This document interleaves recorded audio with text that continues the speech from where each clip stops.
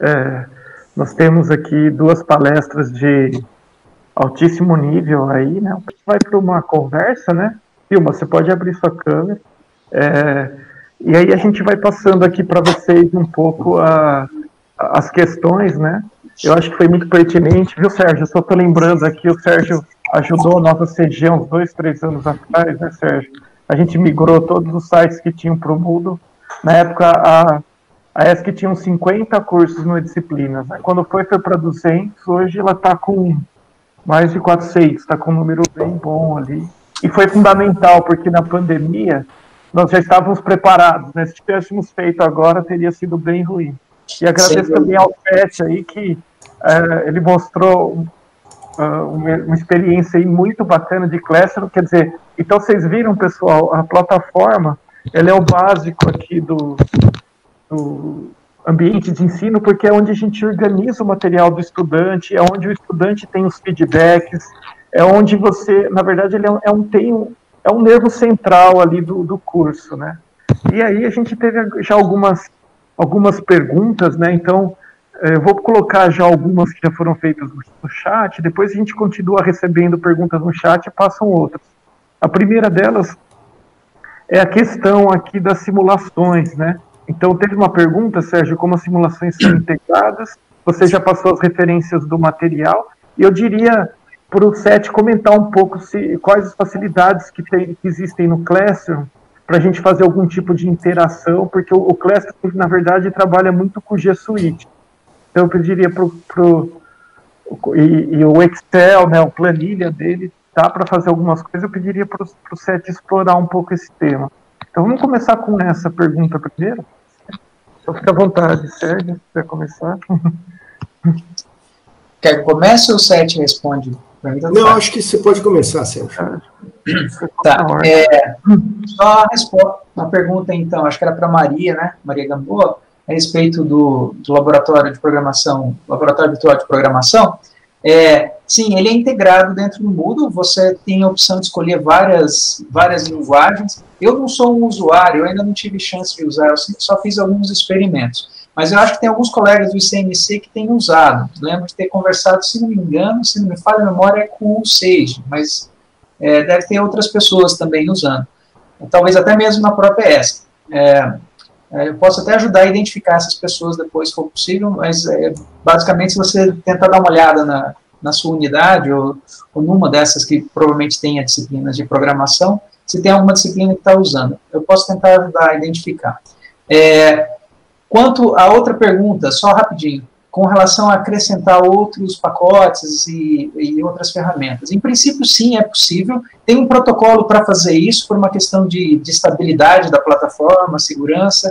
Tem alguns desses pacotes que não são atualizados com frequência, então isso quebra compatibilidade. O Moodle USP é atualizado praticamente todo semestre, e às vezes numa mudança de uma versão para outra, a gente tem problemas de inconsistência. Então tem alguns protocolos que têm que ser satisfeitos para poder colocar uma nova ferramenta, um novo plugin com segurança dentro do sistema, mas é possível. Então, havendo necessidade, entre em contato com a gente, o professor Evo em São Paulo, ou manda no suporte do Disciplinas mesmo, e o pessoal vai avaliar. Então, com relação à linguagem de programação, tem já uma série de linguagens que são estabelecidas lá. Se você me mandar um e-mail depois, eu posso te mandar um link para algum... no próprio site que eu mandei o link lá do VPL, tem alguns demos que você pode explorar. Então, se você precisar de alguma outra ajuda, eu posso tentar ajudar. Seth, se você quiser continuar aí. Se eu entendi bem a pergunta, o Daniel está querendo saber como é que eu uso o Google Suite para responder aos exercícios. É isso? Não, desculpa. Se você tem conhecimento de algum uso dentro do Classroom, desse tipo de simulação ou alguma coisa mais interativa, se você já fez o uso ou tem algum conhecimento. Essa questão das interações e da simulação. Interações, né? Interação do aluno com um gráfico, a interação com uma equação, algo assim. Eu não... particularmente, eu não uso isso daí, porque a minha disciplina é uma disciplina, é uma disciplina de engenharia de transportes, e então a gente não tem as ferramentas que a gente usa de simulação são mais complexas, e então a gente roda a partir aqui do laboratório numa outra disciplina, que é uma disciplina de engenharia de tráfego, que também a gente usa isso daqui, mas os alunos têm acesso a gente tem um programa que fica instalado lá na Blade, da Escola de Engenharia, para os alunos terem acesso remoto para poder usar a ferramenta. Mas, basicamente, por exemplo, a ferramenta igual à ferramenta que o Sérgio demonstrou lá, que é do PHET, você pode criar um link, e aí, criando o link, você pode mostrar, os alunos podem entrar lá no site que tem a ferramenta e interagir com a ferramenta, né, diretamente. Não fica dentro do Classroom, mas você é direcionado lá para aquele site para fazer isso. Ou se você tiver o seu site lá, você pode fazer esse tipo de coisa. Uma coisa que eu fiz nesse semestre é que tinha alguns filmes que eram interessantes, né? Essa parte de ferrovias é interessante porque tem esse pessoal que é fanático por ferrovia, eles tem uma quantidade inacreditável de vídeos sobre trem no YouTube. Então, tem algumas coisas que a gente estuda, por exemplo, como é que você calcula a frenagem do trem e tal, para poder, a gente dimensiona o tamanho do bloco, que é o controle de tráfego. A ferrovia é dividida em blocos, né? Então cada bloco é ocupado por um trem de cada vez. Então, quando o trem está dentro do bloco, ele tem que conseguir frear antes de chegar no final do bloco, então tem que colocar o semáforo de tal maneira que dá para o maquinista conseguir frear o trem. E aí, então, tem vídeos lá do cara mostrando o trem freando, o trem não conseguindo subir uma rampa, porque ela é muito íngreme, então aí começa a jogar areia lá, né? Então tem um cara que filmou lá a roda do trem saindo faísca por causa da areia para aumentar o atrito e tudo mais e tal.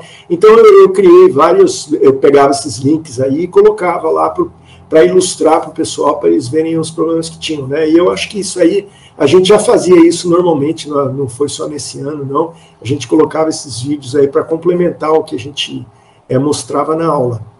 Mas assim, até onde eu sei, dentro do Classroom não tem todas as ferramentas que tem no E-Disciplinas. A rigor, assim, eu acho que esse tipo de qual é a ferramenta, todas elas têm pontos positivos e negativos. É igual aprender uma linguagem de programação. Eu imagino que tem gente até hoje que faz programa em COBOL, não é? Mas se o cara usa e está funcionando, qual é o problema dele dele programar em COBOL, né? Tem gente que programa em Python, tem gente que programa em Lua, tem gente que programa em Fortran. Então, assim, a casa está toda ocupada, cada cômodo na casa tem uma pessoa trabalhando em alguma coisa. Então, eu vim para cá para não sobrecarregar muito a internet em casa para poder fazer isso daí. E eles aprendem assim instantaneamente. A familiaridade que eles têm é muito. É só explicar uma ou duas vezes e aí, daí a pouquinho, eles já estão dominando e sabendo tudo. O professor Widmer, que deve estar assistindo a gente aqui, ele é um professor sênior, né? E ele estava coordenando uma disciplina que tinha muito aluno, junto comigo, só que era no mesmo horário que tinha a congregação. Então, praticamente toda semana eu chegava lá depois que já tinha começado todo o negócio, e de vez em quando os alunos mesmo explicavam lá para o palestrante, olha, clica nos 3 pontinhos aí na parte de baixo da tela, agora clica em tal outro lugar assim, assado, e isso daí acaba ajudando bastante. Eu acho que inclusive aumenta a interação assim, do professor e do aluno, que fica legal, né? Então, deixa eu pegar uma outra pergunta aqui para vocês também. Viu, Sérgio? Se quiser manter o seu vídeo aí, pode deixar o vídeo, a gente vai conversando, né?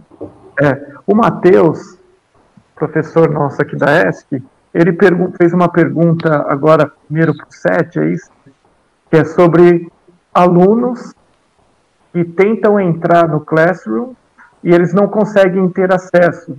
provavelmente eu acho que o Matheus está falando daqueles alunos que têm o endereço de Gmail, né, que não é, do G Suite, né, não é .usp.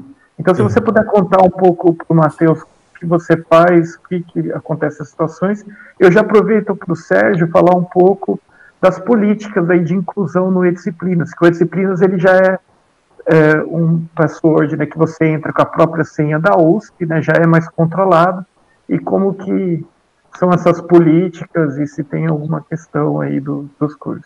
Tá? Então, obrigado. Então, me pergunte, só para adicionar uma pergunta aqui, Daniel, ao Sete, que ele vai responder agora, sobre aqueles botões que ele incluiu do Meet e da agenda que, na programação das aulas. Obrigada. Eu vou tentar mostrar aqui uma coisa na minha tela, porque eu acho que fica mais fácil de eu explicar, responder essa pergunta. Deixa eu ver aqui se vai funcionar direitinho aqui o negócio. Eu acho que é esse daqui. Esse daqui. Aí eu acho que vocês devem estar vendo agora aqui a minha tela. Estão vendo a minha tela? Do Google Sala de Aulas. Estão vendo a tela agora? Posso continuar?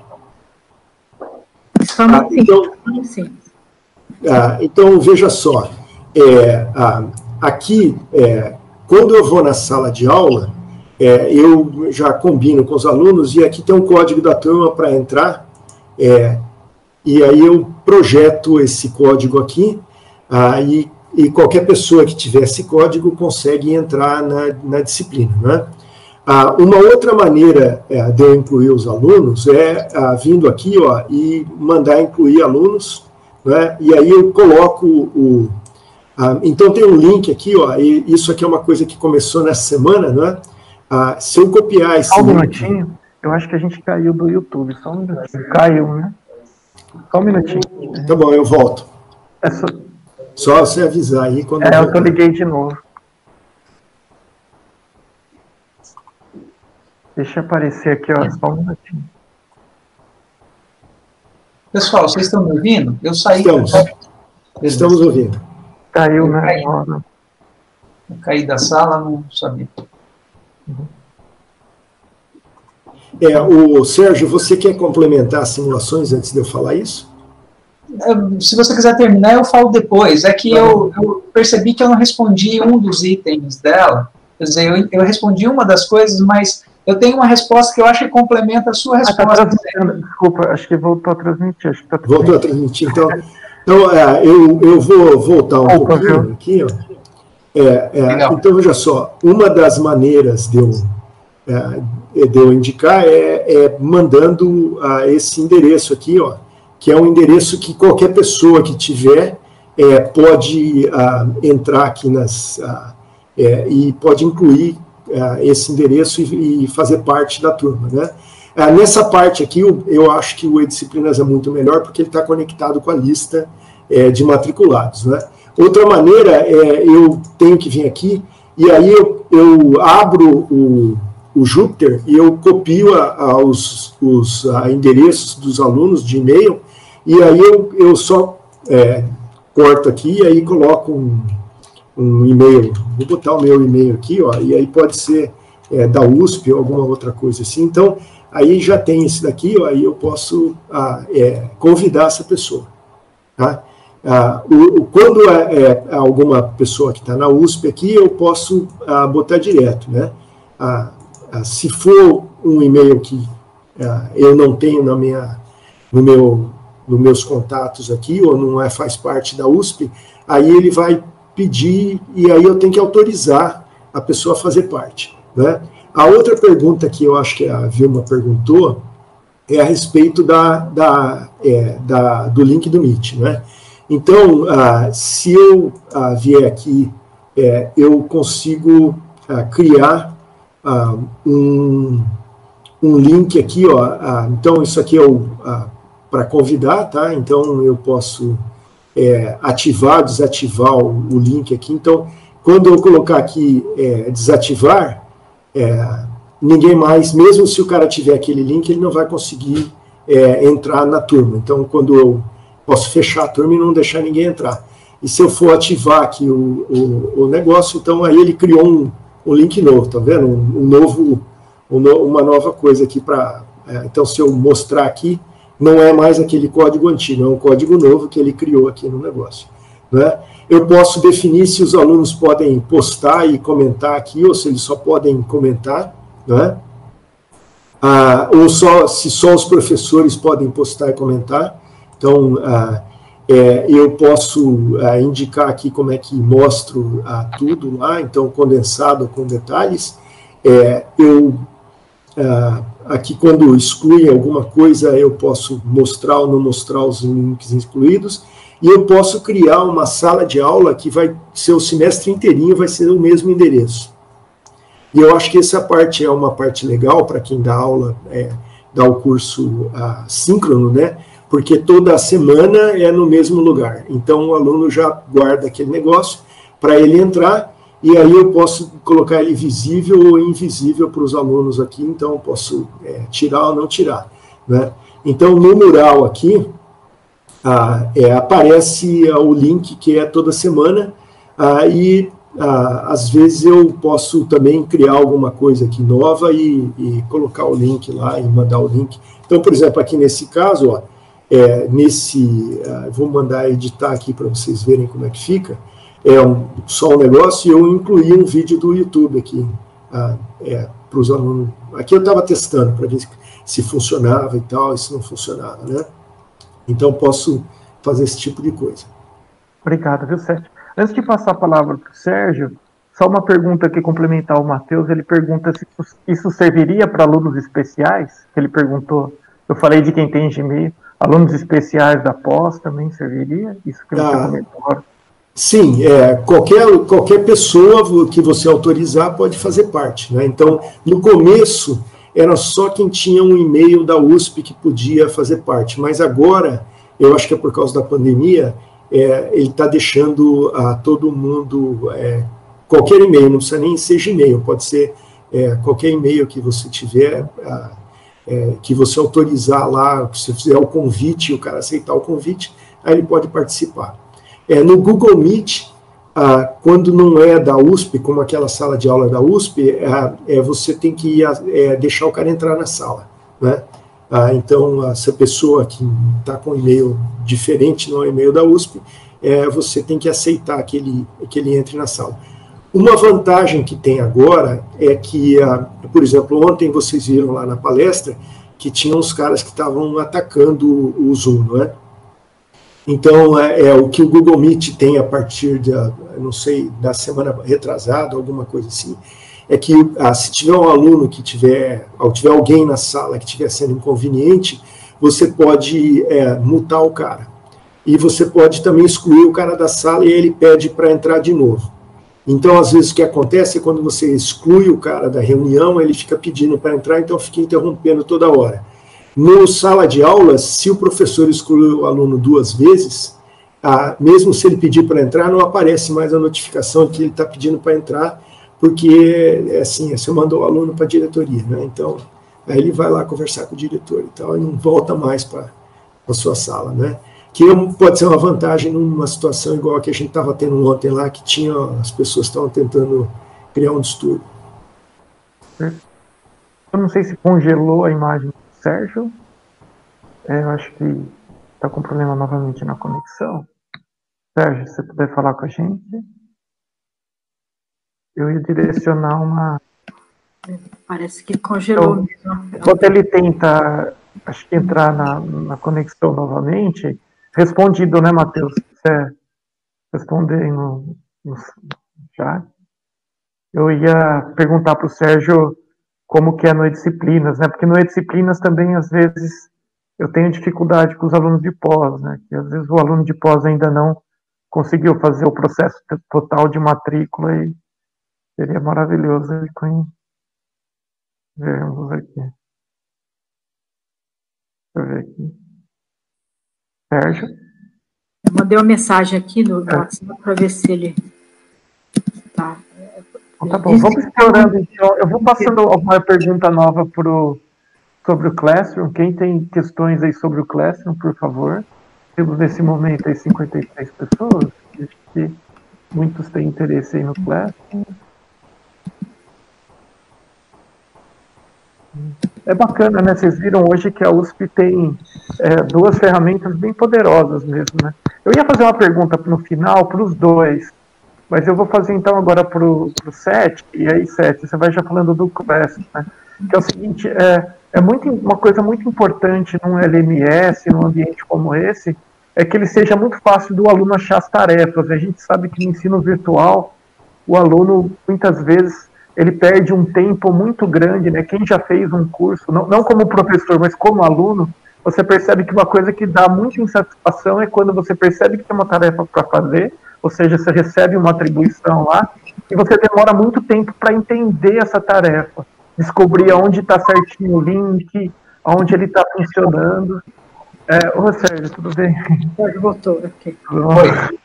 Tá me ouvindo? Então eu vou segurar agora a pergunta. Eu estava, na verdade, aproveitando o tempo para fazer uma pergunta para o Sete. Eu vou segurar. Sete, já vai pensando aí nessa resposta, tá? Eu vou perguntar para vocês dois aí, no final, como é a melhor forma de organizar o curso, para que o aluno consiga achar as informações facilmente. Mas agora eu vou antes passar para o Sérgio, para a gente retomar aquele assunto, e é justamente, né, Sérgio, como são as políticas aí para incluir o aluno? A gente sabe que no caso das disciplinas tem uma facilidade para o aluno USP, né? Mas, por exemplo, eu vou falar agora uma coisa pessoal, assim, nos meus cursos de pós sempre tem uma certa dor de cabeça no começo do semestre, que o aluno ainda não tem o número USP, e às vezes é difícil incluir ele. Se você falar um pouco para a gente como resolver esses problemas e quais são as políticas, eu agradeço aí. Claro, esse é um ponto crítico. Não são só os alunos de pós no primeiro semestre, não, isso acontece também com os alunos de graduação no primeiro semestre. Eu fiquei 3 anos lecionando essa disciplina do curso integrado, e a gente tem esse problema logo na primeira semana de aula. Mas é a seguinte, quando o sistema de disciplina foi reformulado para ter a forma como ele tem hoje, ele é uma evolução do Moodle USP, do Moodle STOA, como vocês, muitos que usaram o STOA sabem do que eu estou falando. E foi reestruturado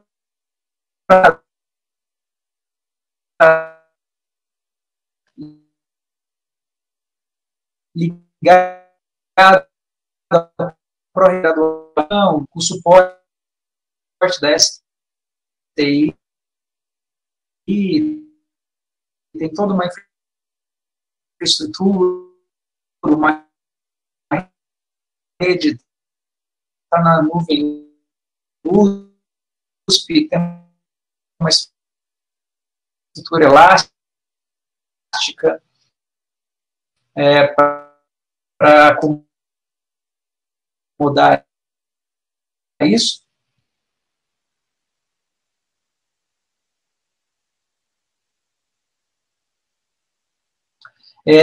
Foram feitas algumas decisões.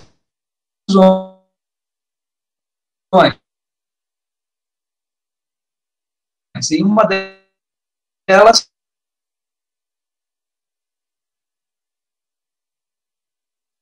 foi de... Pois, Sérgio, está cortando um pouquinho. Se você puder tirar a sua imagem.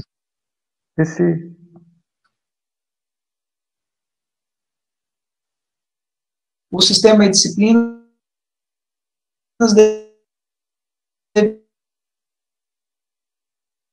deveria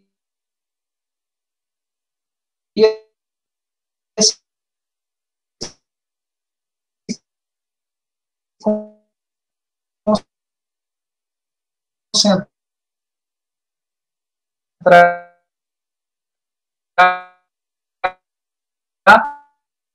Sérgio, a gente está com um problema aqui na sua fala mesmo, de novo, acho que está um pouco ruim. Vamos fazer o seguinte, enquanto a gente estabelece uma conexão melhor com o Sérgio, pode ser, Sérgio, eu vou pedir para o Sete ir respondendo aquela pergunta, e aí o Sete teve uma chance aí de pensar um pouco agora sobre o assunto, né? Então, se você puder falar um pouco sobre o que o Classroom te oferece em termos de de organização do curso, assim, ok? Qual a melhor forma? Obrigado. O seu microfone está desligado, Sete, por favor. Acho que... Eu vou apresentar de novo aqui a minha tela, que eu acho que fica mais fácil de mostrar do que...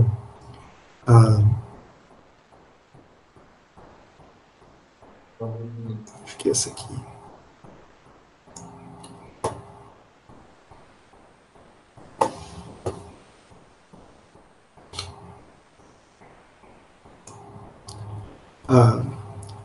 Acho que agora já deve estar dando para ver minha tela, né? Então, veja só, aqui são todas as disciplinas que eu tenho, né? E aí eu vou mostrar para vocês, por exemplo, essa disciplina aqui, que era aquela disciplina que eu estava dizendo, que é a disciplina da graduação, que tinha uns 60 alunos. Então, a maneira como os alunos veem também é essa maneira aqui, ó. Então, está tudo organizado, que são todos os tópicos, está vendo? Ó? Aí, se o cara quiser ver as listas de exercícios, só aparece lista de exercício aqui. Então, ele pode... Essa aqui é a visão do professor. Eu acho que eu posso até mudar aqui a visão do aluno. Não sei se eu ainda estou matriculado nessa disciplina aqui, mas acho que fica mais fácil à toa. Então... aí aparecem aqui as atividades, ó, e aí eu posso colocar aqui, ó, são os vídeos das aulas, né? Então, isso aqui é que o aluno está vendo, tá? Estou mostrando para vocês a tela que o aluno vê. Então, aqui tem a lista de exercício, então, é um PDF, tá? Que eu coloco os exercícios num PDF, então, o aluno pode olhar aqui o PDF, essa é uma lista de exercícios sobre semáforos, né? Cruzamentos com semáforos. Aí ele pode ver isso daqui. Inclusive, aparece aqui qual é a data de entrega. Você está vendo que eu não entreguei aqui a resposta, né? Parece que era dia 20 de julho, era para entregar. O projeto do curso aqui, então, basicamente, essas coisas aqui são as informações para fazer o projeto do curso. Também é um PDF, que é um arquivo que tem todos os dados aqui para fazer a disciplina, né? Então, são os dados de como é que ele faz o projeto. Então, assim, aí também tem os slides das aulas, né? Então, aqui é para o aluno que tem alguns alunos que pedem para ver os slides. Então, também eu crio um PDF que tem os slides que eu usei para produzir os filmes, que os alunos podem baixar. Aí, essa visita aqui a gente faz todo ano, mas esse ano não teve, porque justo na semana da visita foi quando começou a quarentena, né? Então, aqui é mais uma pergunta, basicamente, aqui, ó, um formulário aqui que o aluno respondia para colocar, mas eu não tenho acesso aqui para esse formulário aqui, porque eu sou fora da USP, então não dá para responder o formulário. É só uma questão de organizar o formulário, sabe? Mas eu acho que, não sei se eu respondi a sua pergunta, Daniel, mas eu acho que se o professor organizar os tópicos aqui de uma maneira adequada, é facinho de descobrir. Se eu não usar tópicos, aí fica tudo misturado, tá? Por outro lado, também aqui no mural, dá para ver tudo, ó, porque tá vendo aqui, ó, postei um novo material, cruzamentos isolados, postou uma nova atividade, lista 9 aqui, exercício.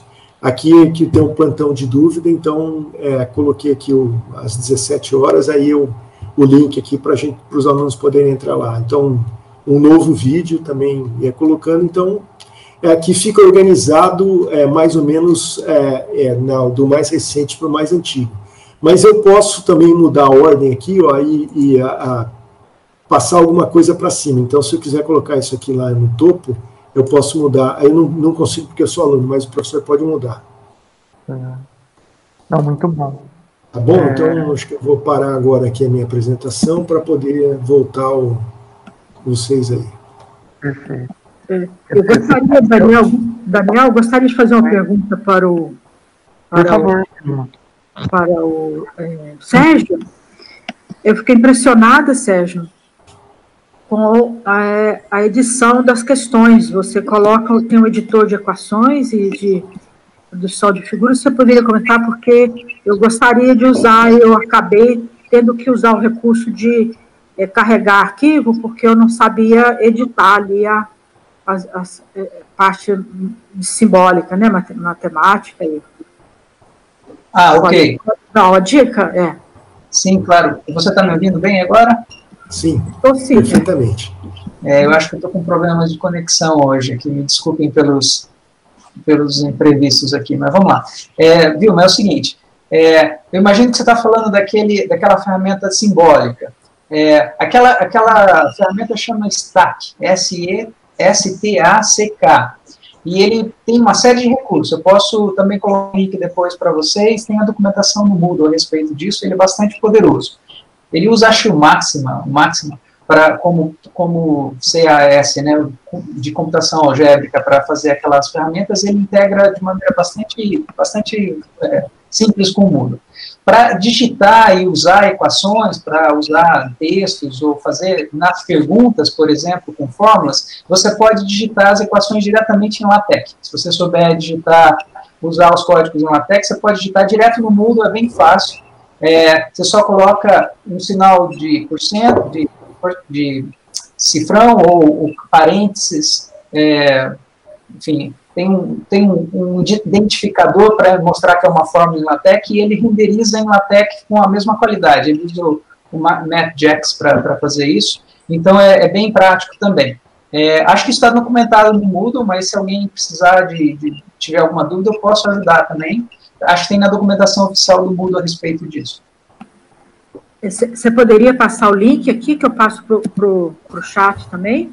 Tá, mas eu acredito que você tem que integrar uma outra funcionalidade que não está lá. Eu tenho que integrar. Não, tem sim, tem. Para usar aquelas atividades, ela é um tipo de questão que você pode usar dentro do questionário do Moodle. Na hora que você escolhe o questionário do Moodle, você escolhe o tipo de questão que usa aquela ferramenta. Chama Stack, S-T-A-C-K. Então, na hora que eu escolho, vou programar a questão, eu já coloco qual é a linguagem? Eu já coloco... Isso, na hora que você monta a questão, você escolhe o tipo de questão. Se é uma questão de múltipla escolha, se é uma questão calculada, se é uma questão de vários itens e tal. A ferramenta de questionário é razoavelmente complexa, ela tem vários tipos de questões e várias maneiras como você pode programar as questões. As questões do tipo Stack é uma delas, é uma das atividades que estão disponíveis dentro da plataforma. Então, eu escolhendo o Stack, só ver se eu entendi, eu escolhendo o Stack, e eu vou possibilitar e usar essa funcionalidade simbólica. Mesmo em termos dissertativo, porque às vezes usa questão dissertativa. Isso. Se você só quiser digitar as equações, por exemplo, formular uma questão usando integrais, enfim, fórmulas de cálculo, os símbolos matemáticos usuais, você basta digitar no texto mesmo, não precisa nem usar o editor do Moodle, que para quem não tem familiaridade com o LaTeX, por exemplo, você pode usar o editor do Moodle para escrever as equações, assim como tem o Word. Mas se você souber escrever as equações no LaTeX, você pode digitar direto com o texto, é bem mais rápido e renderiza. Isso para visualização. Agora, se você quiser que a ferramenta avalie uma resposta simbólica, verifique se a resposta está correta, aí você tem que usar o Stack. Tá certo. Então, se eu colocar, só um instantinho, se eu colocar logo o LaTeX, que eu uso o LaTeX, colocar logo a barra, ele vai reconhecer como equação? Vai.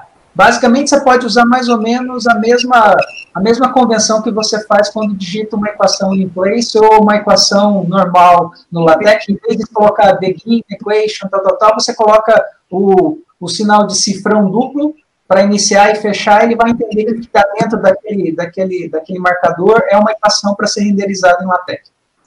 Perfeito. Volta então para você, Daniel. Obrigado. Obrigado, Vilma, pela pergunta, que acho que é de muitas pessoas ali, é bem interessante porque você mostrou um visual bem bonito, né? As perguntas básicas do Disciplinas não são assim, né? Então, mas está ótimo. E só lembrando aqui a todos que nas oficinas, vai ter uma oficina sobre essa questão de questionários, então vai dar para vocês verem todas e compartilharem e ir juntos lá com os nossos facilitadores, nossos instrutores, discutir isso e tentar a mão na massa e fazer exemplos. Eu lembrar também que o Sérgio tocou num assunto muito importante aí, que é a documentação do Moodle, né? Uma das vantagens do Moodle é que a documentação dele, do Moodle.org, é muito boa. Nas oficinas a gente vai ter esse link. Mas, enfim, eu acho que... Oi, Daniel, desculpa só responder rapidinho aqui, que eu fui interrompido na última resposta, acho que eu nem respondi a sua pergunta. Com relação aos alunos, para ter acesso ao e-disciplinas, é a política da Pró-Reitoria de Graduação, quando o e-disciplinas foi criado, que tem que ter número USP, tem que ser um aluno USP. Se não for um aluno regular, um aluno especial também pode ter acesso a número USP, ele tem que se inscrever e garantir que a seção de alunos faz o devido processamento da informação. Uma vez que ele tem isso, o sistema reconhece ele como na categoria de aluno, mesmo aluno especial, ele tem acesso normalmente e vai ser inscrito. O que acontece com os nossos alunos de primeiro semestre, tanto graduação quanto pós, é que eles têm que fazer um primeiro login no sistema, para ser reconhecido. Então, você tem que instruir eles na primeira semana de aula a fazer um login no sistema. Ele vai lá e faz o login usando a senha USP dele lá. A partir desse momento, o Moodle carrega automaticamente o cadastro dele e aí ele vai ser inscrito. Então, demora um tempo, às vezes, por causa disso, que ele fica meio que no limbo ali, até ele fazer o login. Ele vai estar no Júpiter ou no Janus, e isso daria acesso a ele à disciplina, mas o e-disciplinas não sabe quem é ele, porque não tem os dados dele, ele tem que fazer o primeiro login. Então, isso resolve a maior parte dos problemas que ocorrem nessa circunstância. Situações fora desse contexto, cursos de extensão, por exemplo, tem o Moodle Extensão da USP, que é justamente para essas categorias que não se encaixam dentro de alunos USP, de graduação, pós ou alunos especiais. Então, tá joia. Obrigado, Sérgio, por me lembrar aí dessa questão. O Max está contribuindo aí no chat, né, o Maximilian, com algumas informações. Obrigado, Max. Bom, pessoal, tem mais alguma questão que vocês querem encaminhar agora nesse momento, mais geral de estratégia?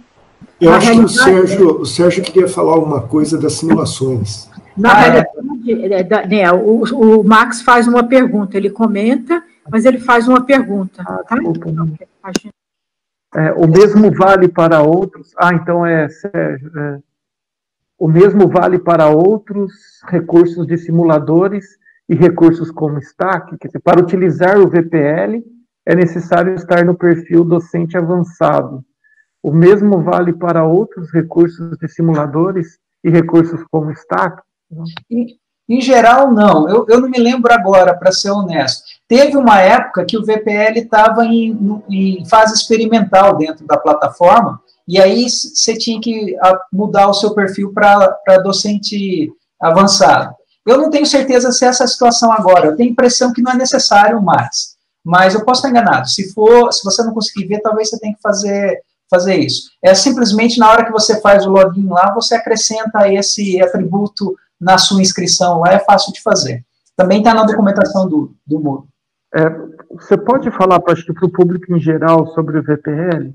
Porque eu usei assim aqui. O VPL é uma ferramenta externa que tem uma interface com o Moodle e você pode criar, então, atividades dentro do Moodle basicamente para disciplina, é bastante útil para as disciplinas de programação. Você pode colocar uma atividade, colocar um código, colocar um código de teste, de tal forma que ele faça a correção automaticamente, ele roda e interpreta, ele tem diferentes compiladores e interpretadores que pode testar o código do aluno, por exemplo, uma determinada atividade.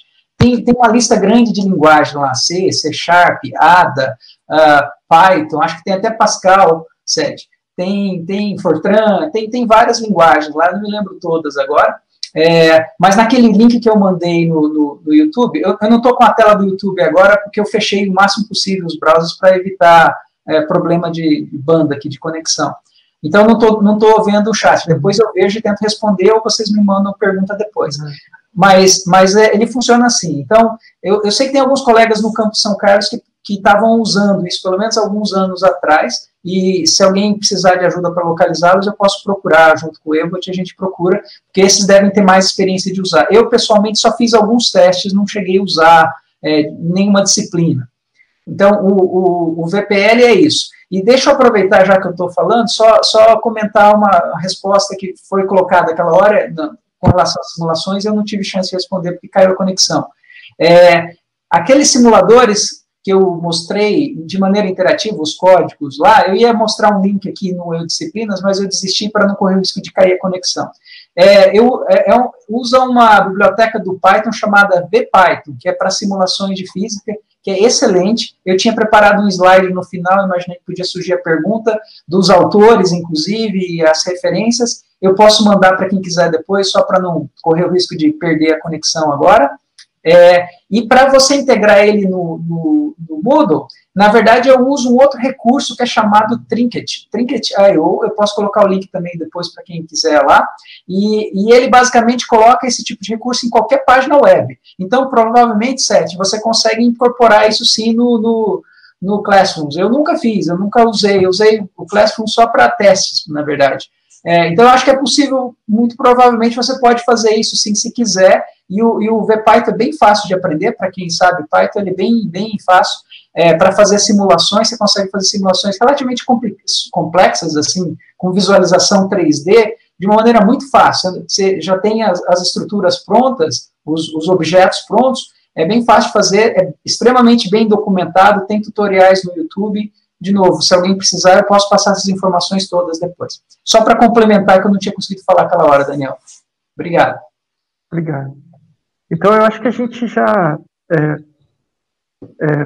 caminhou bastante aqui na nossa jornada de hoje, e acho que todos conseguiram perceber quanto recurso tem nas nossas plataformas, né?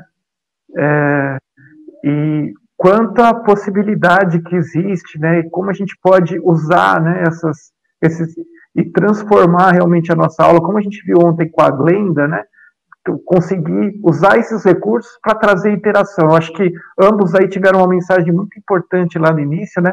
Dizendo que nós falamos muito de ferramentas, mas todos sabem que não é a ferramenta, a gente tem que dominá-las para poder usá-las da melhor forma. Então eu ia encerrar pedindo para que cada um comentasse um pouco, a gente já está próximo do meio-dia, uma fala final, assim, 2 perguntas. Assim.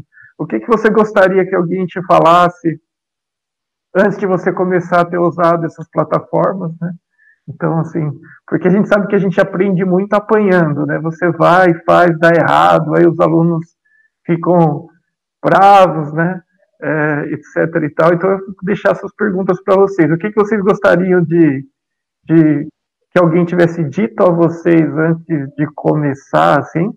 E quais os desafios que vocês veem? O que vocês estão querendo aprender? Porque eu acho que é uma mensagem muito importante, porque a gente vê essa disciplina do Sérgio aí, com gráficos, com animações, a gente fala, nossa, eu queria ter uma dessa, né? Mas a gente sabe que também a gente faz isso aos poucos, né? Então, se vocês puderem comentar isso, que é bom a gente ir dominando essas ferramentas, incluindo como foi a trajetória de vocês e o que vocês pensam no futuro aí de aprender mais sobre essas ferramentas. Então, 3 perguntas complexas aí.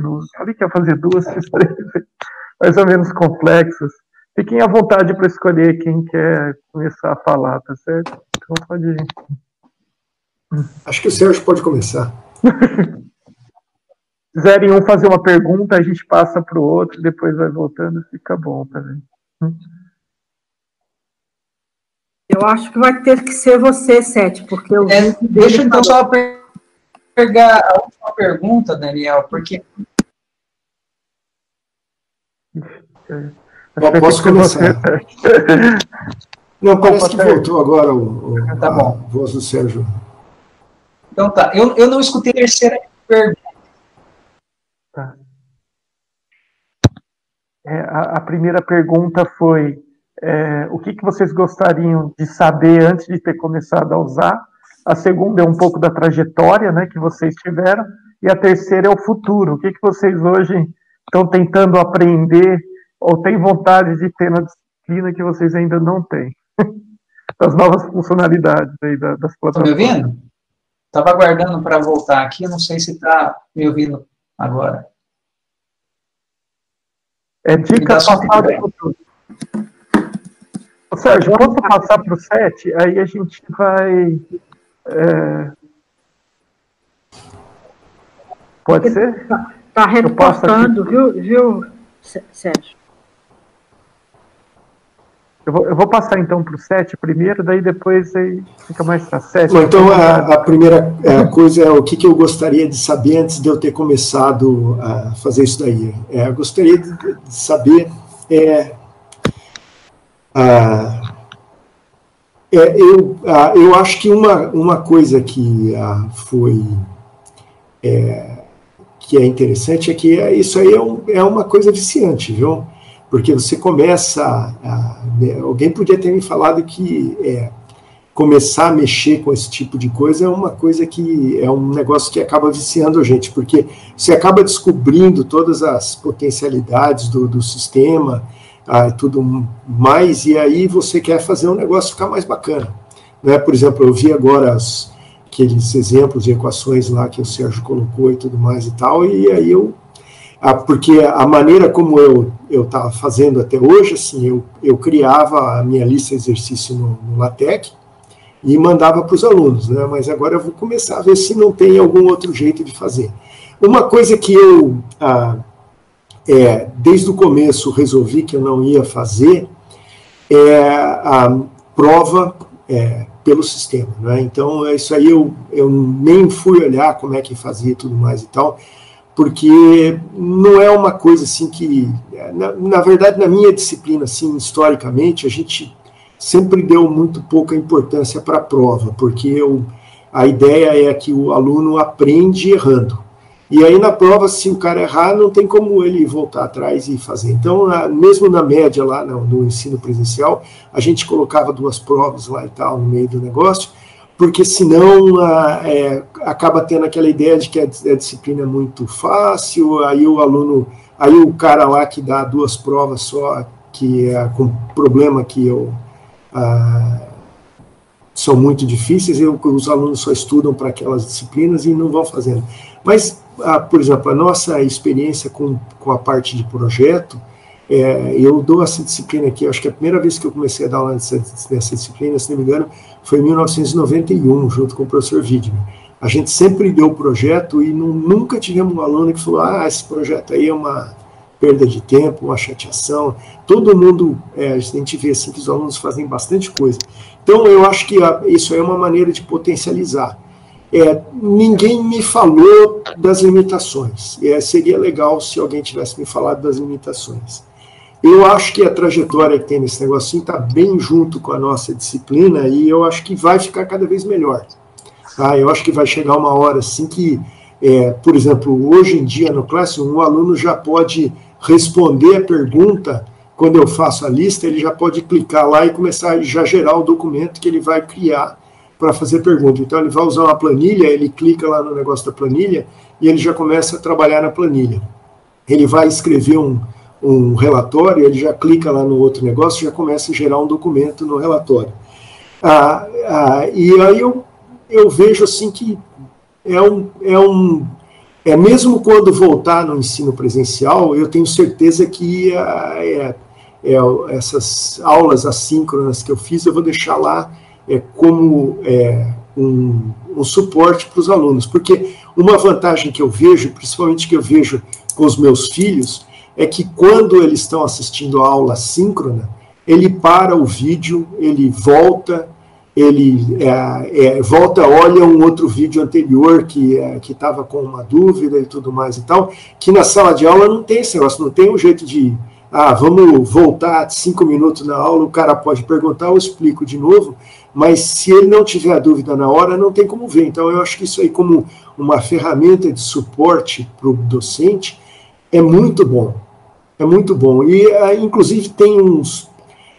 eu vejo, assim, nas disciplinas básicas aqui da Escola de Engenharia, que é o que o meu filho está fazendo, eu vejo que não importa mais quem é o professor dele, se tem todo o material lá. Por exemplo, na parte de cálculo, os colegas dele lá do curso assistem umas aulas de cálculo do professor da Poli, que o cara tem a melhor lousa que eu já vi na vida. É o Limberopoulos lá e tal. Ele desenha o gráfico melhor do que eu consigo fazer usando uma planilha, para você ter uma ideia. na lousa usando giz lá e tal. E então o pessoal assiste a aula, essas aulas complementam bastante o que está colocando. O que eu acho que a gente precisa fazer no futuro aqui é abrir um espaço para dar um tempo para os alunos assistirem essas aulas fora do período de aulas. Então, precisa de tempo, por quê? Porque eu vejo lá que em 20 minutos, uma coisa que eu consigo fazer um vídeo com 20 minutos para colocar lá, dizendo, por exemplo, como é que calcula a frenagem do trem, o vídeo são 15 minutos. Eu tenho certeza que o aluno vai levar uns 45 assistindo aquele vídeo, porque ele vai voltar, vai ver e tudo mais e tal, então ele precisa de um tempo muito maior para conseguir assistir o vídeo. Então, a minha ajuda é na hora que eu estou dando aula, mas, por outro lado, se o aluno tem que ter 40 horas de aula por semana, que horas que ele vai assistir isso daí? Então, eu acho que são instrumentos muito poderosos que vão melhorar pra caramba. Concordo totalmente lá com o Chancellor lá da Universidade do Texas, que diz que acha que essa pandemia, o lado positivo dela é que essa parte do ensino remoto aí avançou uns 10 anos, né? Porque, por exemplo, eu aprendi um monte de coisa que em 2 semanas, porque eu aprendi em 2 semanas, eu não tinha como continuar a minha disciplina, né? Então, fui aprendendo ao longo de todo o semestre, então foi aquele negócio de aprender a nadar pulando dentro da água, né, com o tubarão atrás, mas eu acho que assim, vai ter vantagem para todo mundo, nesse aspecto aí. Só pediria para... Daniel, posso fazer um comentário?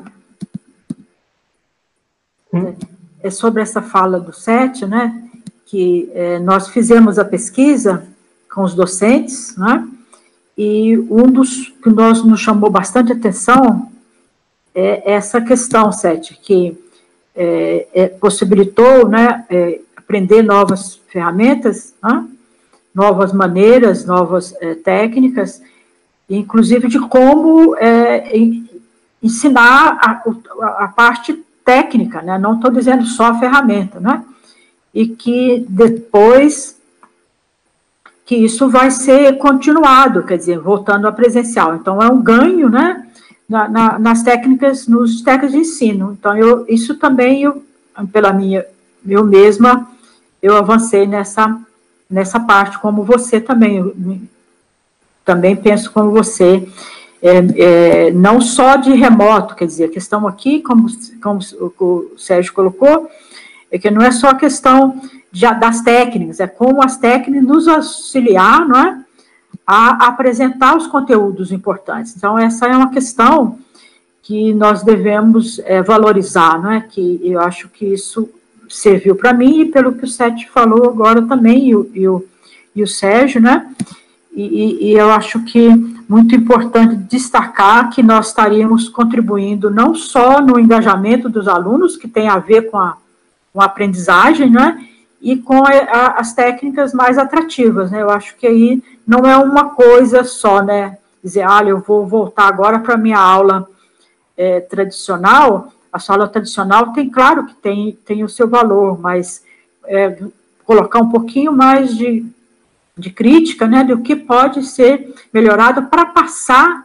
né, a experiência. Outra coisa, só comentando aqui, é que o importante que eu vejo para os alunos é uma orientação, porque no início em abril, março, quando nós iniciamos, o professor, ele imaginava que só colocando material para o aluno teria que responder e entrar e dar um retorno. Mas não é isso, né? Tem que trabalhar para estimular o aluno a buscar e não aquele monte de material que eu acho que nós ouvimos na CG, né, Daniel, vários comentários desse tipo, e o professor criticando o aluno, né, porque o aluno não acessou o material. Então, nós temos que aprender que nós precisamos estudar essas técnicas, né, e que vai nos aumentar esse engajamento dos alunos e vai aumentar esse nosso interesse pelo aluno e pela sua aprendizagem, que acho que está tudo relacionado. Só falando, agora terminando, que Sérgio, você esqueceu de colocar os links no final da sua apresentação. Eu precisaria colocar no YouTube, quando você puder. Então, eu acho que excelente trabalho de vocês, tá? E passo aí para o Daniel, então. Eu vou passar para o Sérgio. Sérgio, pode ir comentando, mas quem precisar dos links, pode também preencher o formulário que eu deixei lá pedindo, tem sugestões lá e pedidos, você coloca, eu quero os links da palestra do Sérgio, escolhe lá a palestra, e aí a gente manda também. Mas vamos lá, então, Sérgio, fica à vontade aí para fazer o fechamento. Ok, obrigado, Daniel. É uma boa sugestão essa dos links. Eu só não coloquei lá, Vilma, porque eu não quis arriscar abrir mais janelas e carregar o YouTube paralelo aqui e travar tudo de novo, então eu não coloquei. Depois eu coloco e também atendo aí as demandas que forem pedidas e tal, sem problema. Vocês tocaram vários assuntos aí. Teve alguns cortes, mas acho que eu consegui pegar a maior parte. Então, eu vou até me pegar um pouco de trás para frente as perguntas do Daniel, aproveitando os comentários do Sete e da Vilma também agora. Eu acho que vai ser muito frustrante se depois de todo esse esforço, todo esse tempo, a gente espera-se, né, em algum momento voltar a algum grau de normalidade, talvez não tão próximo, né, talvez ainda uma boa parte do próximo ano, não sei, mas que a gente perca tudo isso. Eu acho que é meio impensável isso. É claro que não quero dizer com isso que o que a gente está tendo que usar e essas ferramentas hoje são melhores. Eu não acho que são, na verdade. Várias pessoas já falaram isso. Eu acho que a gente está numa situação não é nem o ensino remoto, nem o ensino à distância. É um ensino remoto emergencial e a gente está fazendo essa fase de transição. O semestre passado, na verdade, foi isso. Esse próximo semestre, a gente espera fazer algo já um pouco melhor. Mesmo para pessoas com experiência, já está usando essas plataformas, esses recursos há bastante tempo, foi uma mudança abrupta. Eu tive que me adaptar, eu próprio já estou acostumado a usar várias dessas ferramentas. Eu tinha planejado um curso todo para o semestre, eu tive que me adaptar em muito pouco tempo. Então, e também aprendi muitas coisas novas. Então, acho que é um outro processo, né?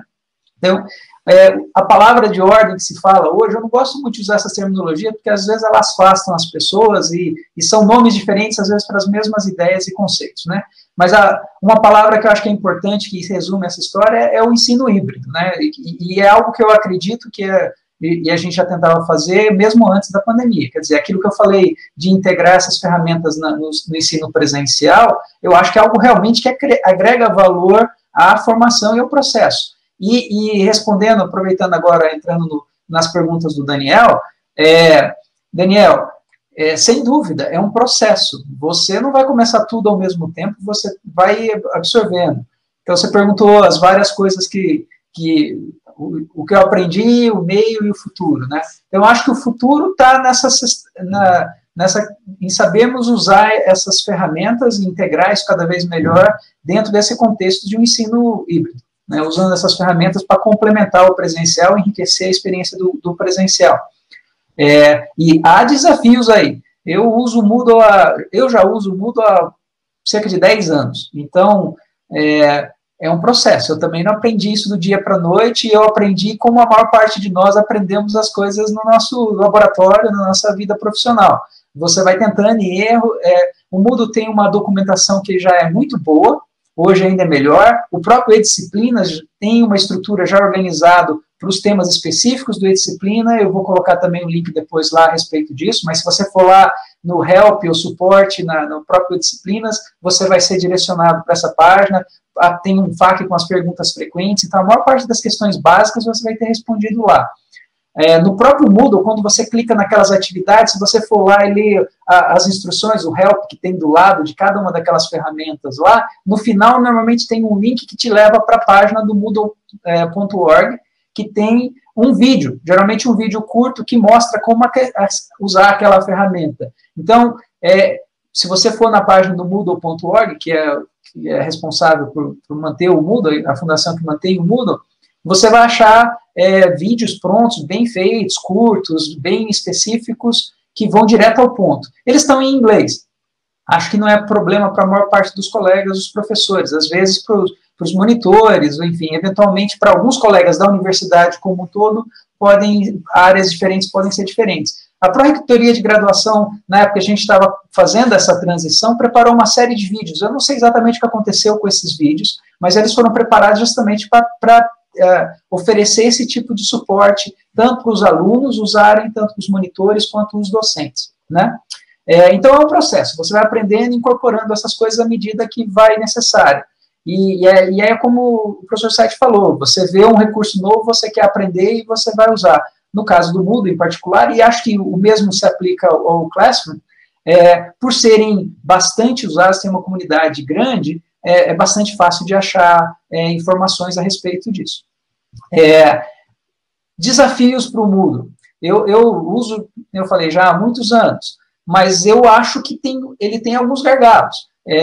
Ele tem não só o Moodle, mas o nosso Moodle, a customização do Moodle que a gente tem na USP, tem aquele número grande de ferramentas que eu mostrei de relatórios, para você tirar informações a respeito do sistema, para você acompanhar o curso.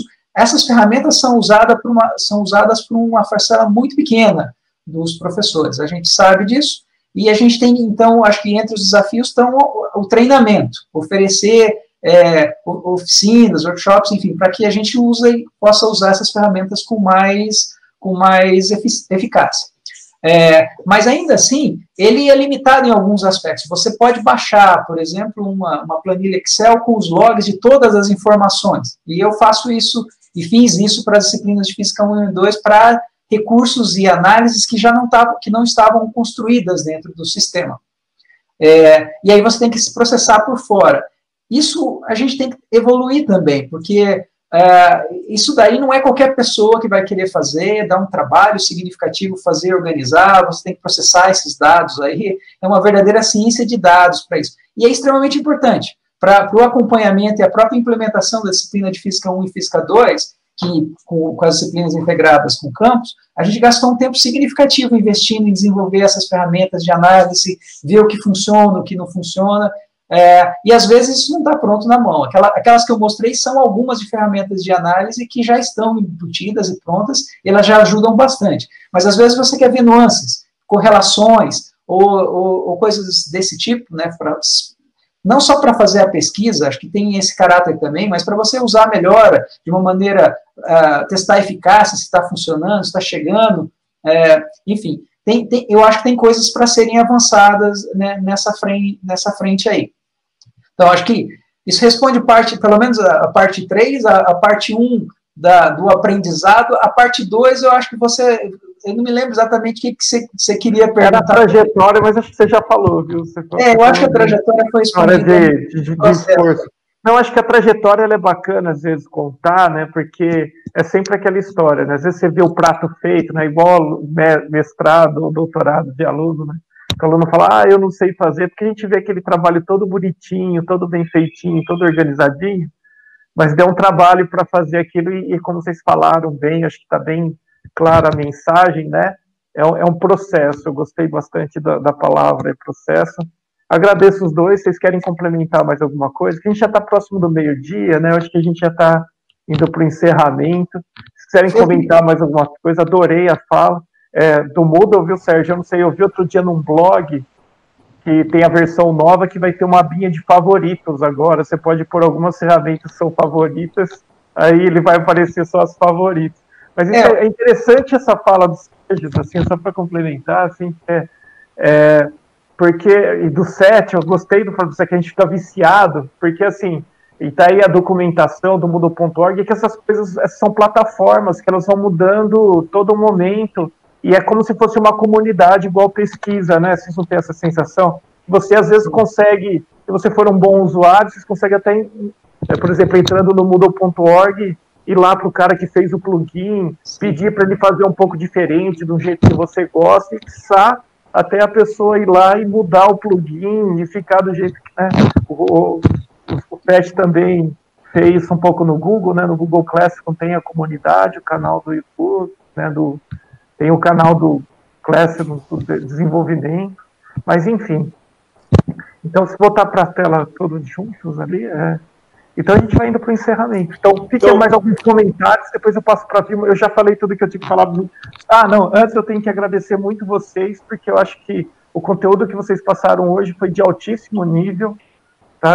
Ele é um conteúdo mais de guia, tá? Então é importante a gente ver algumas pessoas no chat falando, como isso, como aquilo, mas essa era a ideia que eu havia combinado com eles, né? A ideia, assim, que a palestra e essa discussão é uma forma mais, assim, porque nós temos dois problemas na coisa educacional, né, gente? A gente tem uma questão da como usar a ferramenta, a parte didática, as diretrizes e a visão geral, e aí quando você sabe o que você quer fazer, aí entra um outro problema, que é o problema operacional, de fazer acontecer.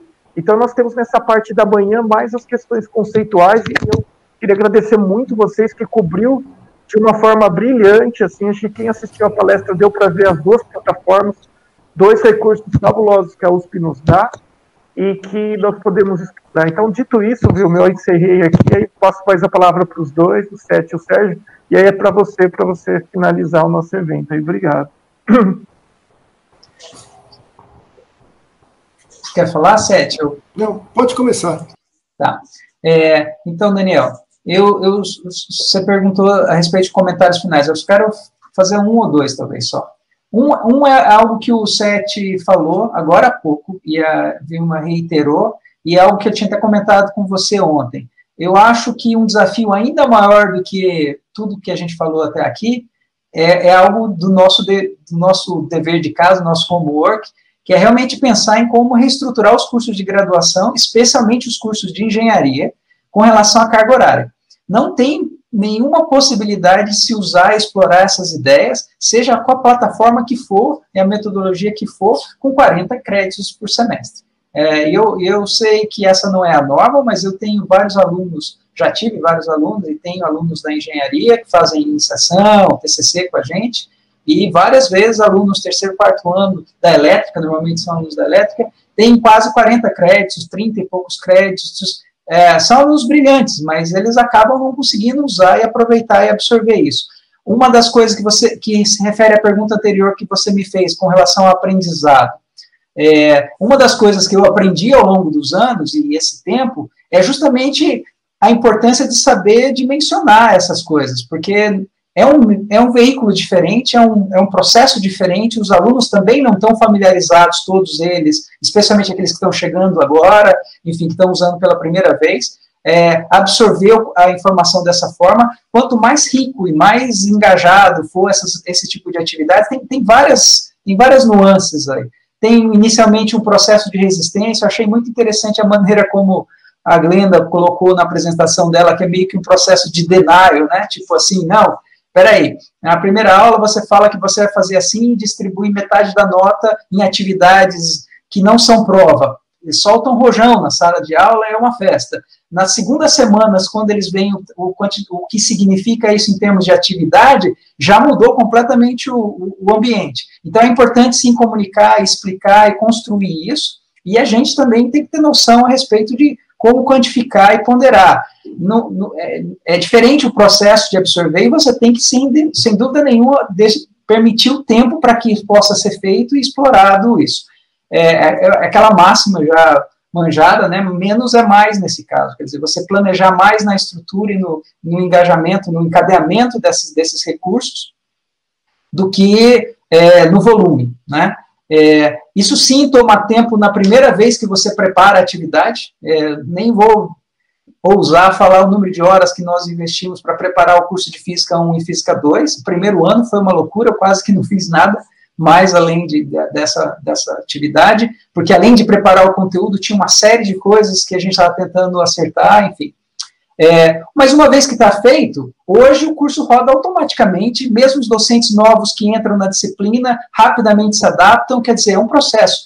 Então, eu acho que realmente a gente tem que construir essa colaboração interna, estimular esse tipo de atitude, valorizar esse tipo de atitude entre os docentes, para que se crie esse pool de pessoas contribuindo, né, e também fazer isso de uma forma coordenada para não sobrecarregar. Então, só para dar um exemplo específico das disciplinas de Física 1 e Física 2, a gente gastou um tempo preparando essas atividades para elas serem realmente, enfim, atingirem o objetivo. Se elas fazem isso bem, se os alunos aprendem esses conceitos, provavelmente você na engenharia, ou nos cursos de engenharia, pode rever outras disciplinas que, na verdade, às vezes gastam o maior tempo reensinando aquelas coisas de novo. Então, a gente tem que fazer isso, não tem outra alternativa se a gente quiser enxugar. Isso exige comunicação, interação, colaboração entre os docentes dos vários departamentos, e etc. E o e-disciplinas, ou mesmo o Classrooms, tanto faz, assim, de novo, a ferramenta é secundária nesse sentido, permite justamente você ver o que foi feito, fica tudo transparente. Então, acho que a gente tem que valorizar, tem que saber capitalizar em cima disso para poder dar esse passo. Senão, a gente vai ter iniciativas isoladas e corre o risco depois de algum tempo voltando ao normal, a gente perder muito desse esforço. Eu sou otimista e prefiro acreditar que isso não vai acontecer. Muitos docentes estão conhecendo essas ferramentas. Eu acho que uma vez que você vê o potencial, é difícil mudar. Quero crer que os alunos também vejam o valor e também não se conforme mais só com o mesmo, né? E eu sei, a gente sentia isso diretamente no primeiro ano de física, nas disciplinas de Física 1 e Física 2, especialmente Física 2, porque aí os alunos já não são calouros, mas já têm alguma experiência na universidade. Eles começam, principalmente os alunos da engenharia, começam a falar, não, mas espera aí, eu estou perdendo muito tempo nessas atividades, porque eu tenho 30 créditos, 20, 30 créditos. A física tem não sei quantas, mas a gente tem muito mais, isso não é justo e tal. Na verdade, a gente tem que mudar esse discurso, tem que ser claro a respeito disso e coordenar também as atividades, nem que seja no ciclo básico ou o que for, para que isso realmente seja usado no todo o seu potencial. Acho que esse é das mensagens que eu queria passar aqui, menos a plataforma. Eu acho que há poucas coisas que você faria no Moodle que você não pode fazer no Classroom. Certamente existem maneiras de fazer. Olhando de fora, tá, Sete, você pode me corrigir se for o caso. Eu acho que isso é algo que está sempre em evolução. Eu sei que a Google, por exemplo, tem várias ferramentas de analytics, mas eu não sei, pelo menos, como usar, ter acesso ao detalhe de informação que, por exemplo, um sistema como o Moodle oferece. Porque a proposta do Moodle é diferente, realmente é um sistema de gerenciamento de aprendizagem. O Moodle é uma desses LMS, existem outros. É a plataforma da USP, e, claro, a gente tem que usar, foi investido um tempo grande, um know-how nisso daí. Mas eu não acho que é a plataforma fundamental, é como a gente usa ela. Então, se você, professor, se sente melhor ou familiarizado, está acostumado a usar o Moodle, por favor, usa o Classroom, por favor, use o Classroom. Eu acho que isso não é importante, mas vamos tentar usar essas ideias para dar um passo à frente. Eu acho que isso que é importante fazer. Eu queria dizer inicialmente que eu concordo com tudo que o Sérgio acabou de falar agora. Eu acho que a plataforma é um instrumento. E aí o professor usa o instrumento da maneira que ele acha que não é um instrumento que ele está mais confortável para dar aula e eu acho que o resultado final é que é importante. Como é que você faz o negócio é irrelevante. E eu acho assim que quanto mais você investir, mais... Quando o primeiro curso do Moodle que eu fiz, o Moodle era totalmente diferente do que é o E-Disciplinas hoje. Era uma coisa muito difícil de ser usada. Tanto que eu achei que era melhor fazer em HTML e CSS lá e programar e tal, porque eu sou da velha guarda, eu sou do tempo do cartão perfurado e do bit, que o bit era bit mesmo, era assim, você podia pegar um na mão, né? Naquela época lá, no computador que era no núcleo de ferrite, na memória. Foi como eu aprendi computação. Então, para mim, eu achava que era mais confortável daquele jeito. E eu acho que assim, é muito legal ver que está tudo evoluindo, e que eu acho que daqui a 2 anos vai estar tudo diferente do que é hoje. Eu espero que esteja tudo diferente, muito melhor do que é hoje.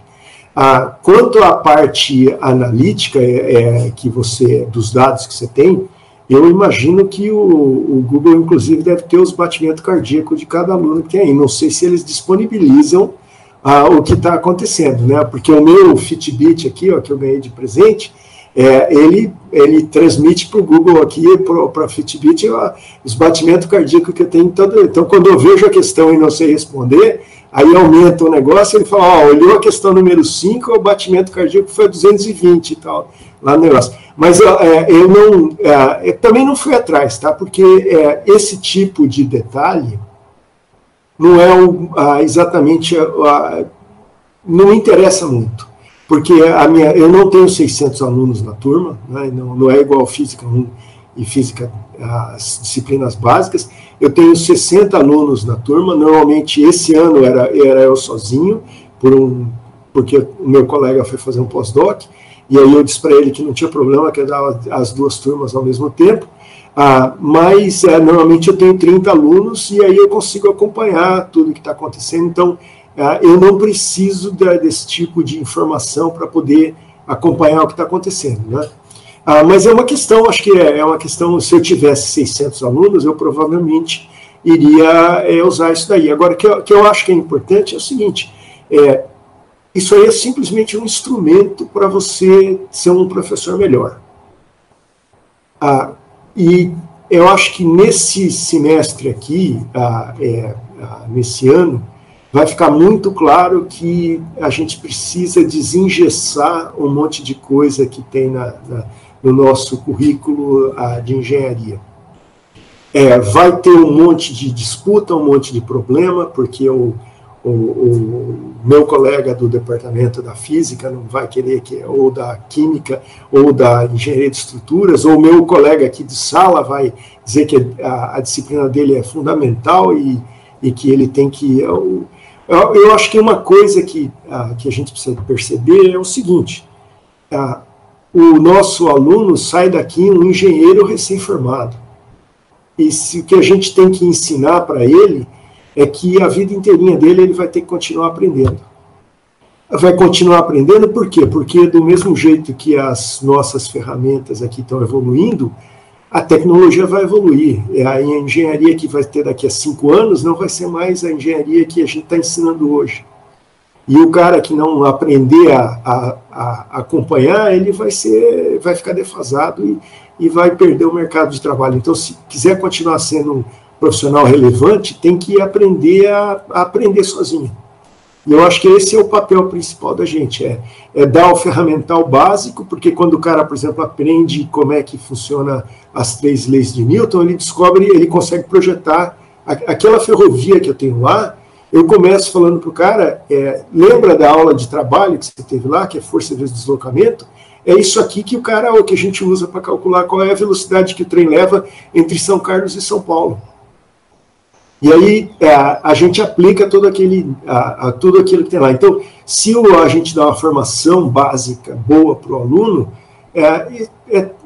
eu estou aqui na USP desde 1977, quando eu entrei aqui como um calouro, né? A elite intelectual do país. Então, a gente não tem aluno que tem dificuldade para aprender. A gente não tem aluno que tem... Talvez o que a gente tenha é aluno que está desmotivado por uma série de razões. E aí é o papel do professor descobrir como é que motiva esse aluno, como é que faz para ele virar um profissional que pode ser. E assim, quando eu vejo todos os alunos que se formaram, todos eles são extremamente bem-sucedidos. Por quê? Porque tem uma formação muito boa e tudo mais tal. A plataforma usar o e-disciplinas, o Classroom, o YouTube, não sei o que e tal, meramente são ferramentas. É igual a marca do lápis lá, quando eu comecei a desenhar. Tinha o Faber-Castell e tinha o Koh-i-Noor. Qual dos dois que é melhor? Não independe. O problema é o seguinte, tem que fazer o projeto, tem que fazer o desenho, tem que desenhar. Então é a mesma coisa agora. Vou usar o Google Docs ou vou usar o Word, o LaTeX. Aí depende. Você usa o negócio que funciona melhor. O importante é o final do negócio, que é a gente formar um aluno que é capaz de aprender sozinho depois. Que é o começo da vida deles, é quando eles estiverem saindo daqui. E não dá para formar um PhD em 4 meses. Sinto muito. Isso aí é uma questão assim... eu estou estudando um assunto aqui há um tempão, e eu aprendi bastante porque eu dei muita aula, mas eu não consigo, 18 semanas, formar um cara que tem o mesmo nível de preparação de um cara que tem um doutorado. E não adianta esperar que vai ter isso daí, então. Então, quando eu vejo, assim, por exemplo, na minha disciplina, 95% dos alunos passam porque eu dou chance para eles de refazer as coisas que eles fizeram errados, e todos eles aprendem. Porque quando eu dou a próxima disciplina, eu vejo que todo mundo aprendeu. Então, é uma questão de como é que a gente adapta e como é que a gente usa todo esse ferramental. Então, eu acho que é muito legal tudo que tem e a gente aprender como é que usa da melhor maneira possível. Agora, concordo totalmente com o que o Sérgio falou, eu acho que é uma visão muito bacana, eu fico contente de participar fazer parte dessa universidade aqui, porque eu vejo que quando a gente tem um monte de limão, igual a gente teve nesse semestre, nós estamos fazendo limonada. Pode não ser a melhor limonada do mundo, né? Falta um pouquinho de açúcar, mas em 3, 4 semanas a gente deu um jeito, né? E eu queria agradecer a oportunidade de estar falando isso aqui, né, para todo mundo. Eu também, eu acabei esquecendo de falar, Daniel, eu que agradeço a oportunidade de falar, de apresentar o sistema. Há iniciativas para fazer oficinas e treinamentos. A gente, quando estava à frente dessa estrutura de transição dentro da pró-reitoria, a gente criou isso e fez. Um dos lugares que eu não consegui fazer foi em São Carlos, para variar, né? Sempre da casa, não surgiu a oportunidade.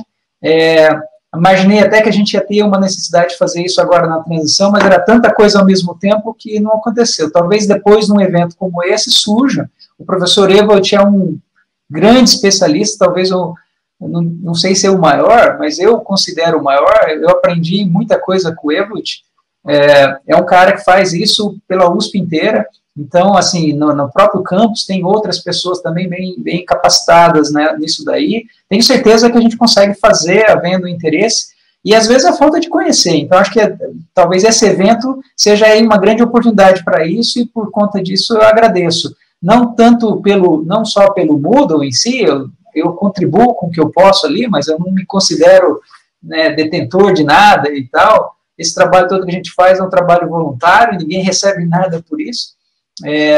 Mas porque realmente a gente quer ver a coisa caminhar, né? Então, ver se vai usar o Classrooms ou o Moodle, para mim, tanto faz. Eu acho que a gente tem que tentar mudar essas coisas para formar alunos cada vez melhores, cidadãos cada vez melhores, engenheiros, físicos, químicos, matemáticos, enfim, profissionais de alta capacidade, como a gente pode formar e tem formado, né? Formar mais e melhor usando esses recursos. Eu acho que é isso que a gente tem que fazer. Então, agradeço a oportunidade de poder contribuir, dividir, conhecer o pessoal, e, enfim, falar um pouco a respeito dessas ferramentas, né? Obrigado. Vilma, então, pode falar algumas palavras finais para a gente encerrar, então, fica à vontade. Obrigado. Eu já ouvi, fiquei muito satisfeita em ouvi-los, né? Satisfação enorme, aprendi muito com vocês aqui. Só gostaria, Daniel, só de agradecer. E estamos contentes, a CG, por estar envolvendo os docentes nossos, né? O Sérgio está aqui conosco, né, do campus, da física, mas também satisfação enorme, viu, Sete? Ter os docentes da ESC envolvidos na nossa semana. Isso é muito, além dos coordenadores, claro, dos gestores, né? Mas ter os docentes envolvidos. Então, é só isso.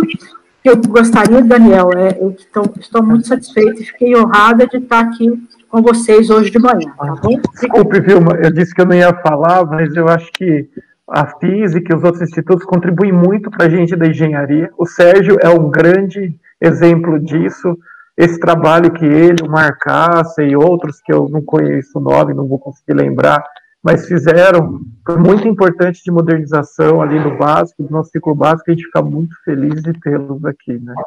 Então, e dizer para vocês que as oficinas estão acontecendo e temos pessoas da Poli, de outros lugares. Ontem atendemos 70 professores nas 4 oficinas, uma coisa muito legal. E obrigado a todos vocês aí por estarem na nossa semana, né?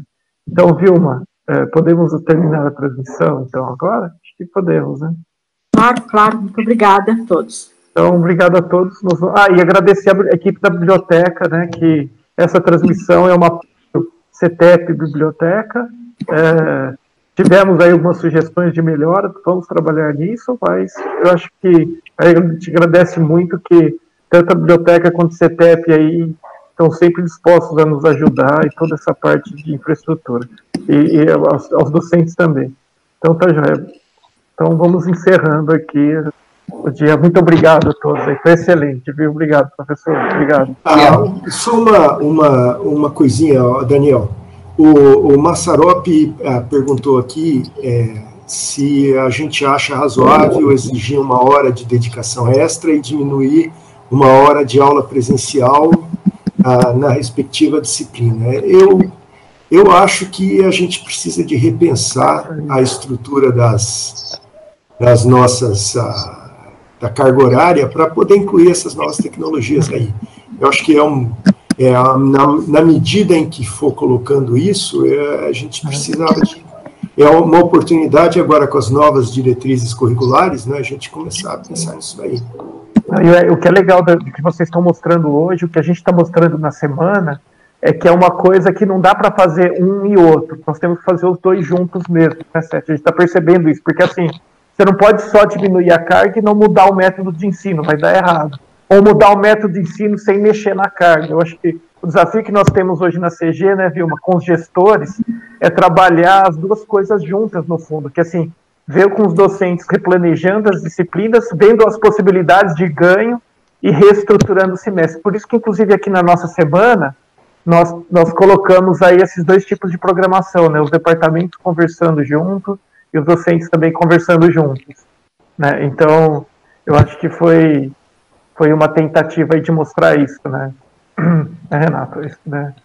Então era isso, mas é um grande desafio mesmo. Mas eu acho que esse desafio, viu, Sete? Eu lembro que há um tempo atrás no ESCIM, a gente acabou recebendo professores de fora, de Berkeley, etc. e tal, e é o desafio deles também. Eles também estão percebendo isso. Tem as tecnologias, mas o nosso sistema de administração do ensino, que é a forma da nossa estrutura de aulas, de disciplinas, o procedimento de como a gente oferece disciplina, ele não acompanha ainda os recursos que a gente tem, né? Nós estamos numa fase de mudança da instituição mesmo, de estrutura. Eu concordo com você, e complementando lá a pergunta do Massaropi, eu queria lembrar, quando eu e ele entramos aqui no mesmo ano, as aulas que a gente tinha de cálculo e física, a gente copiava a lousa, porque o material que é para a gente estudar a gente tinha o Anf 1 e o Anf 2 lá, que tinha a maior lousa que eu já vi na vida, tinha mais ou menos uns 15 metros de lousa no negócio. O professor escrevia o livro inteirinho na lousa e a gente copiava. Ele não existe mais, não tem mais necessidade de fazer esse tipo de coisa. Então a gente tem que repensar mesmo, porque a gente tem a tecnologia e é um trabalho grande, igual o Sérgio disse aí, é um desafio enorme para a gente reestruturar e recriar o curso que ficou. Mas quando eu vejo lá o curso de física que o meu filho faz e o curso de física que eu fiz aqui em 1977, eu gostaria de estar fazendo o curso que tem hoje, porque eu não acho que aquele lá era melhor, não. Eu acho que aquele foi muito pior. É muito mais legal fazer o curso de física hoje do que quando eu fiz o curso de física quando eu entrei aqui. Eu acho que o aluno acaba ficando mais... mas a ferramenta. Vocês mudaram, estão usando ferramentas modernas. Eu acho que a gente tem que incorporar esse negócio. Na minha disciplina de engenharia de tráfego, por exemplo, os alunos fazem tudo com simulação. Então, eu dou um problema para eles tentam descobrir a resposta e depois a gente fala como é que é a técnica para calcular e ver como é que faz o negócio. Eu acho que isso é um aspecto que a gente tem que começar a ir recriando. Mas acho que tem que ser olhado de uma maneira geral. Não dá para pegar assim e mudar uma coisa, outra coisa, assim, o negócio. Porque precisa de tempo fora da sala de aula para poder fazer as coisas. Eu acho que isso aí é fundamental. E também a gente precisa de mudar a perspectiva dos alunos, porque o aluno que chega aqui, está acostumado a assistir um monte de aula, e isso daí a gente tem que mudar a cultura. Então, no primeiro e no segundo ano que o cara tem que aprender. Eu fico tranquilo, porque quando o pessoal chega para mim, está no terceiro ano, ele já tem uma outra perspectiva do que está querendo fazer e tal, não sei o quê. Então, eu já pego um aluno muito mais maduro, já, que já está mais bem definido. Então, é diferente de dar aula para o primeiro ano, né? É diferente de dar aula para quem está no comecinho do negócio. Bom, então eu vou encerrar aqui, apertar o botão, né? Porque o assunto é muito bom, bem apaixonante. Eu acho que o Sete e o Sérgio são apaixonados por ferramentas de ensino. Eu posso me incluir nessa figura desse rol aí dos viciados que tem, assisto blog, vídeo, faço curso e tal. E eu me incluo também, viu? Eu me incluo. Então, quero aprender mais. Deixar a gente ficar o dia inteiro aqui falando, né, gente? E o papo está muito bom mesmo. E eu só agradeço a todos aí pela excelentíssima palestra aí, muito bom. Então, eu vou encerrar aqui. Um abraço.